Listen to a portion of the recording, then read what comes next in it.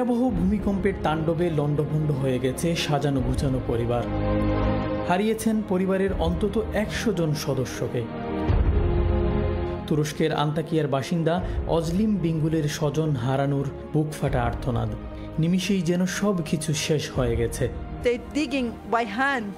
They haven't got anything else because the earthquakes just happened. Then after they couldn't do anything because it's in the evening, night time, and they left him there. And can you imagine, mom and children waiting outside? He's under the rope, and the kids are seeing him. They couldn't do anything, and they couldn't hear his voice anymore. They took his bodies out. That's it. I lost first 4 cousins, then other 1 second cousins, but we are a big family. We always come together.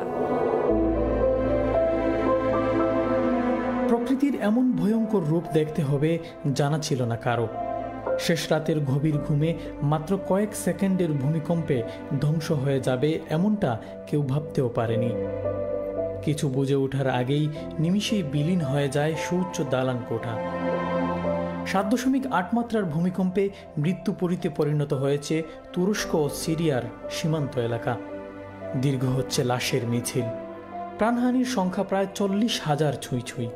ভূমিকম্পে বাড়িঘরের ধ্বংসস্তূপের নিচে আটকা পড়েছেন হাজারো মানুষ। গৃহহীন হয়ে পড়েছেন লাখ লাখ মানুষ। এই মুহূর্তে সবচেয়ে বেশি প্রয়োজন মানবিক সহায়তা। সেই দায়িত্ববোধ থেকে এগিয়ে এসেছে কমিউনিটির অনেক সংগঠন। আমাদের নৈতিকতা এবং মানবিকতার কারণেই আমরা তাদের পাশে দাঁড়াইতে চাই, তাদের সাথে থাকতে চাই। এবং আমি সবাই বিশ্বাস করবেন, আমরা যে অবস্থায় আছি আমাদের চাইতে 1000 গুণ খারাপ অবস্থায় এখন তারা আছে। সুতরাং তাদের কথা যদি আপনি একটাবার চিন্তা করেন, তা আপনি আপনার সমস্যাটা ভুলে যাবেন অ্যাজ এ মানুষ হিসাবে। তো আমরা তো মানুষ, হ্যাঁ, আমাদের চোখের সামনে মা সন্তানকে দাফন করতেছে, সন্তান তার সমস্ত পরিবারকে দাফন করতেছে। এই সময় আমাদের এর চাইতে বড় কোনো কাজ হইতে পারে না এই যেটা আমরা করতে, এবং এটা বড় না, এটা আমাদের নৈতিক দায়িত্ব থেকে করতে হবে সবাইকে।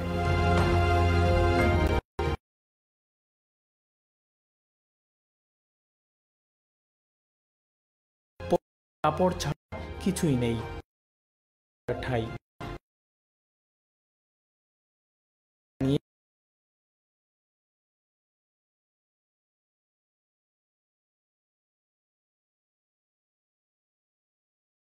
You see a place of worship, masjid, humbling.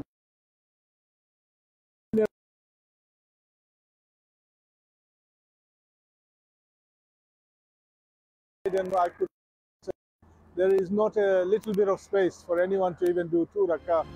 তুরস্কের এই কঠিন সময়ে বাংলাদেশ সহ ব্রিটেনে থাকা বাঙালিদের সাহায্য ও সহায়তার জন্য ব্রিটেনে থাকা তুরস্কের ambassador. We are deeply touched by the support and solidarity of the international community. Through Channel S television, we are seeing another very good, invaluable